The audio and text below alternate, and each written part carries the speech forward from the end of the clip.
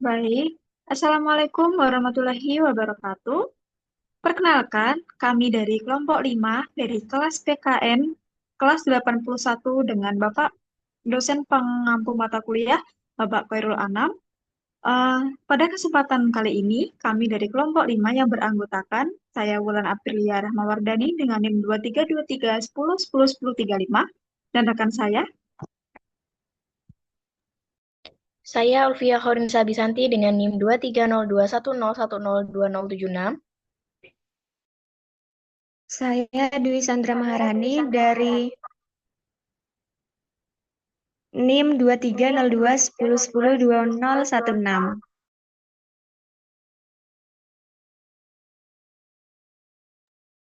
Saya Azmiasi Adza Wiana dengan NIM 240810201152. Saya Kiki Adelina Sirait dengan NIM 240710101111.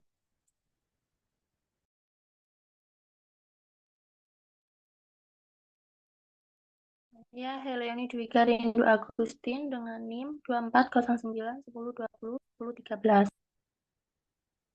Baik, pada kesempatan kali ini, kami dari kelompok 5 akan mempresentasikan hasil diskusi kami mengenai integrasi nasional. Nah, pada kesempatan kali ini, kita akan menjelaskan apa itu integrasi nasional, terus kemudian pembagian dan bentuk-bentuknya, kemudian sumber historis, sosiologis, dan politik, dan juga kita akan menjelaskan mengenai pentingnya integrasi nasional bagi bangsa dan rakyat Indonesia. Dan juga pada selanjutnya kita akan memaparkan berbagai kasus yang berkaitan dengan disintegrasi nasional yang terjadi di Indonesia. Bisa next.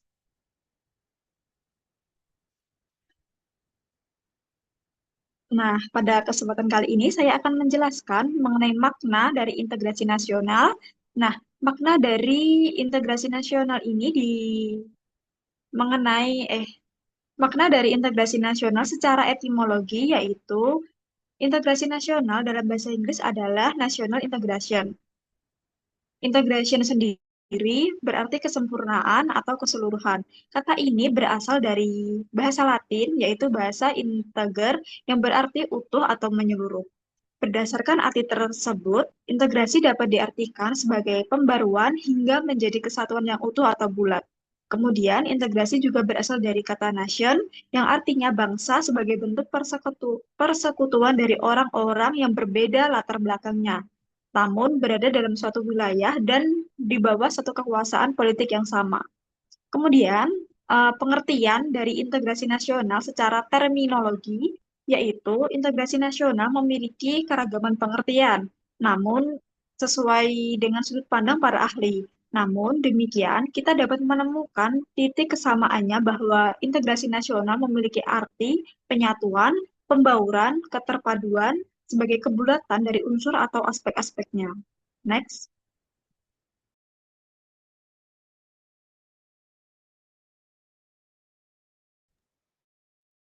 Yang selanjutnya saya akan menjelaskan apa itu bentuk-bentuk integrasi nasional. Yang pertama ada integrasi bangsa. Integrasi bangsa merujuk pada proses penyatuan berbagai kelompok, budaya, dan sosial dalam suatu kesatuan wilayah dan dalam suatu pembentukan identitas nasional. Yang kedua ada integrasi nasional.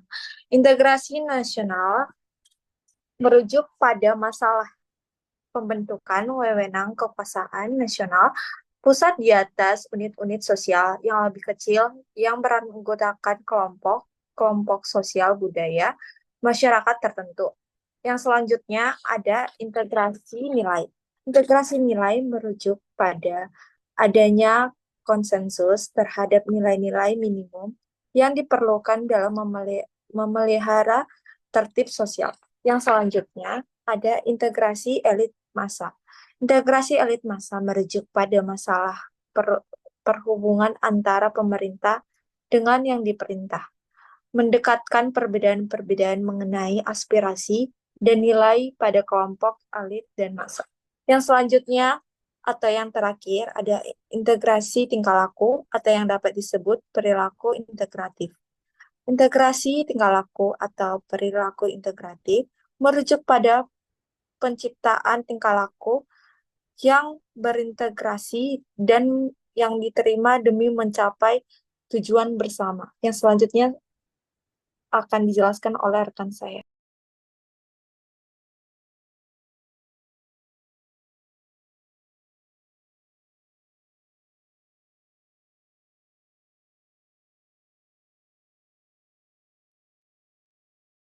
Selanjutnya yaitu sumber historis, sosiologis, dan politik. Untuk sumber historisnya itu integrasi nasional Indonesia tidak dapat dipisahkan dari sejarah panjang perjuangan melawan penjajahan. Proklamasi Kemerdekaan Indonesia 17 Agustus 1945 adalah puncak dari integrasi berbagai daerah dan suku bangsa yang sebelumnya terpecah oleh kekuasaan kolonial. Semangat persatuan yang terbangun melalui Sumpah Pemuda tahun 1928 juga menjadi dasar penting bagi integrasi nasional. Kemudian sumber sosiologis. Dari sisi sosiologis, keberagaman yang dimiliki Indonesia dalam hal suku, agama, bahasa, dan budaya menjadi tantangan sekaligus kekuatan dalam integrasi nasional. Upaya integrasi nasional didorong oleh kesadaran akan pentingnya hidup berdampingan secara damai di tengah perbedaan. Nilai-nilai gotong royong dari kebersamaan yang tercermin dalam kehidupan masyarakat desa adalah contoh nyata dari integrasi sosiologis ini. Dan yang terakhir, sumber politik. Jika dilihat dari aspek politik, Pancasila sebagai dasar negara dan Undang-Undang Dasar 1945 sebagai konstitusi menjadi pedoman utama dalam proses integrasi nasional.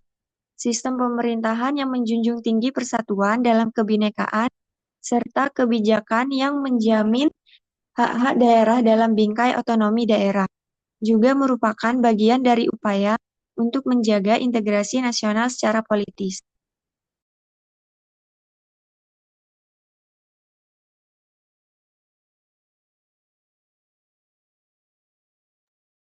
Selanjutnya yaitu pentingnya integrasi bagi bangsa Indonesia, yaitu disertai berbagai alasan. Yang pertama, mengatasi keragaman primordial.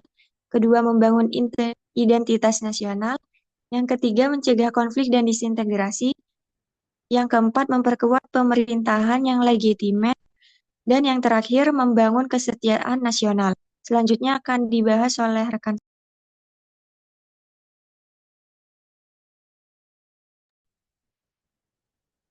Jadi kita masuk ke studi kasus yang pertama.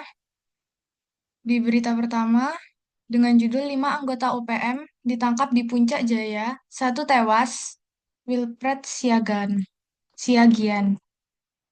Isi pokok dari berita tersebut yaitu pasukan TNI Polri berhasil menangkap 5 anggota organisasi Papua Merdeka (OPM) dalam aksi baku tembak di Mulia, Puncak Jaya, Papua.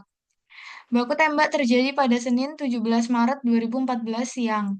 Kepala Kepolisian Daerah Papua Irjen Pol Tito Karnavian kepada wartawan di Jayapura membenarkan ada penangkapan terhadap 5 kelompok bersenjata di Mulia, Kabupaten Puncak Jaya tersebut. Menurut Tito, dari kelima orang tersebut, 1 orang diantaranya tewas akibat terkena timah panas, sedangkan 2 lainnya terkena tembakan di bagian kaki dan sekarang dirawat di Rumah Sakit Bayangkara Polda Papua sementara 2 orang lagi sudah berada di Mapolda Papua untuk menjalani pemeriksaan. 5 orang berhasil dilumpuhkan, 1 meninggal, 2 luka sekarang dirawat di RS Bayangkara, Jayapura, dan 2 orang sudah ditahan di Polda, ujar Tito.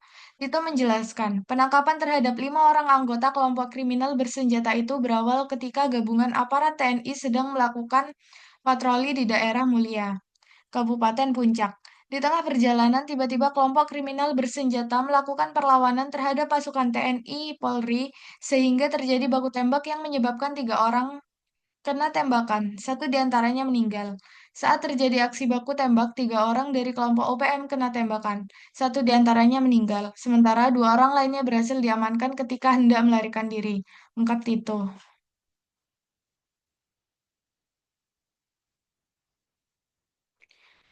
Kaitannya dengan integrasi. Berita tersebut berkaitan dengan integrasi wilayah. Integrasi wilayah merujuk pada proses penyatuan atau penggabungan berbagai wilayah atau daerah yang secara geografis terpisah atau berbeda, sehingga tercipta kesatuan wilayah yang harmonis dalam satu negara. Organisasi Papua Merdeka (OPM) merupakan salah satu bentuk disintegrasi wilayah yang bisa menyebabkan perpecahan bangsa. Faktor penyebab disintegrasi. Yang pertama, ketidakadilan sosial dan ekonomi. Yang kedua, ketidakadilan politik dan hak asasi manusia. Yang ketiga, identitas budaya dan etnis. Yang keempat, sejarah konflik dan gerakan separatis. Dan yang kelima, pendekatan militer dan keamanan. Alternatif penyelesaian. Yang pertama, dialog dan diplomasi dengan melalui pendekatan non-militer dan keadilan restoratif yang melibatkan semua pemangku kepentingan, termasuk pemerintah pusat, pemerintah daerah, perwakilan masyarakat Papua, dan OPM. Dialog ini harus berfokus pada pengakuan hak masyarakat Papua dan mencari solusi yang saling menguntungkan. Yang kedua, pengembangan sosial ekonomi di Papua dengan melalui peningkatan pembangunan infrastruktur dan pelayanan publik. Selain itu, kebijakan otonomi khusus juga harus diperkuat. Yang ketiga, pendekatan HAM dan pengadilan yang adil. Yang keempat, pendekatan budaya dan melibatkan masyarakat lokal dalam proses penyelesaian konflik. Dan yang kelima, pendekatan multidimensi dengan melalui pendekatan komprehensif dan pendekatan internasional. Untuk berita yang kedua akan disampaikan oleh teman saya. Baik, selanjutnya kita memasuki isi pokok berita kedua mengenai BBM langka di Sumeneb, warga duduki kantor kecamatan. Isi pokoknya adalah aksi unjuk rasa sekitar 500 warga kecamatan Majalengka BBM. Hingga hari ini masih terus berlangsung. Sejak demo kemarin ke kantor kecamatan, masa tetap tidak pulang dan hingga Sabtu 22 Maret 2014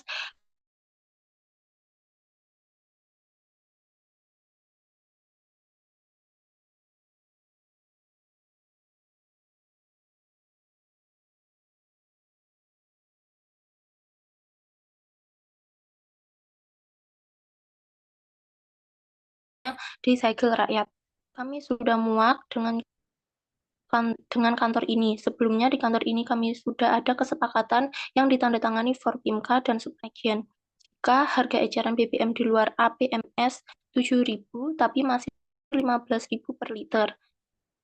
Teriak Korlap Aksi Ahmad Soleh, Sabtu 22 Maret 2014. Ia menjelaskan masyarakat Masalembu merasa kecewa dengan jajaran Forum Pimpinan Kecamatan atau Forpimka yang dianggap lemah dan tidak berdaya menyelesaikan persoalan BBM, sehingga BBM di Pulau Masalembu menjadi langka dan mahal. Akibatnya masyarakat menjadi korban karena tidak melakukan aktivitas ke laut. Next.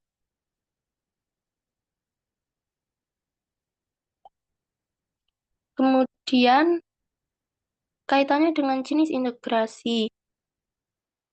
Berita tersebut terkait dengan jenis integrasi elit massa. Integrasi elit massa adalah jenis integrasi yang melibatkan penyatuan atau harmonisasi antara kelompok elit dan kelompok massa dalam suatu masyarakat. Konsep ini berfokus pada hubungan antara kelompok elit, memiliki kekuasaan, kekayaan, dan pengaruh dalam politik, ekonomi, atau sosial, dengan kelompok massa, rakyat umum atau mayoritas masyarakat yang tidak memiliki pengaruh atau kekuasaan besar. Dalam berita tersebut, sekelompok warga Sumeneb melakukan aksi unjuk rasa dikarenakan kelangkaan kantor kecamatan. Hal ini merupakan bentuk disintegrasi elit massa dan juga wilayah. Jika hal ini tetap terus terjadi di Indonesia dan tidak ada tindakan dari pemerintah, maka integrasi bangsa juga akan terganggu.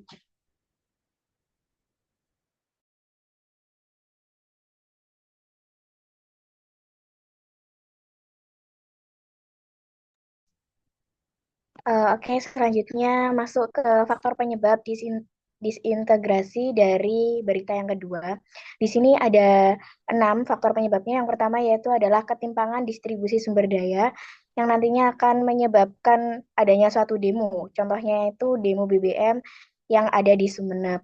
Terus yang kedua ketidakpercayaan terhadap pemerintah atau otoritas.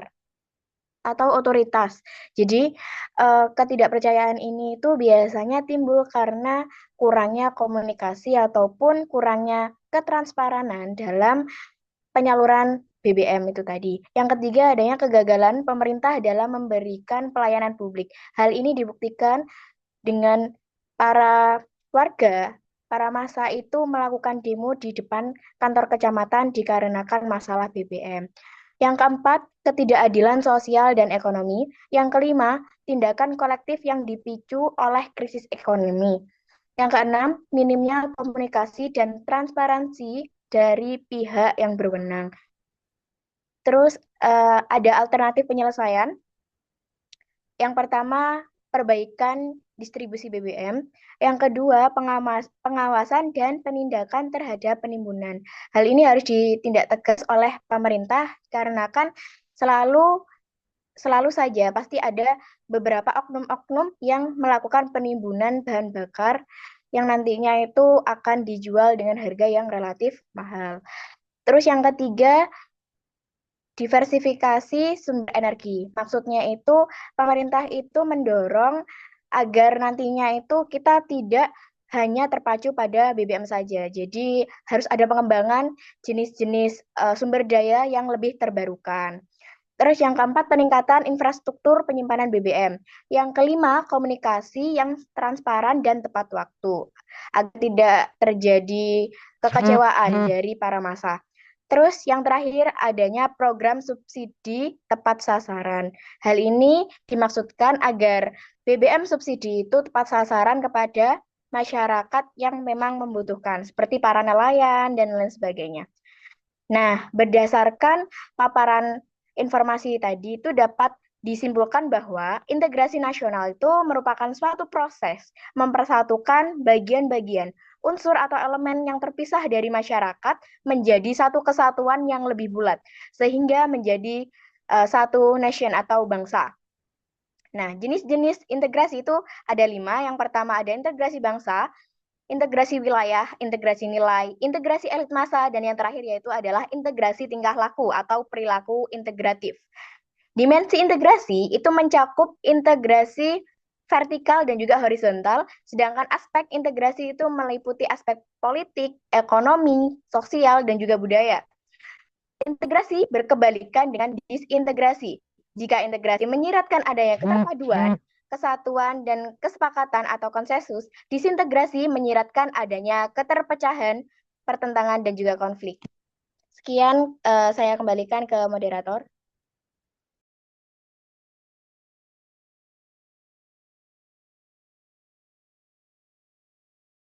Baik. Untuk itu teman-teman lain, apakah mungkin ada yang mau ditambahkan terlebih dahulu sebelum saya tutup?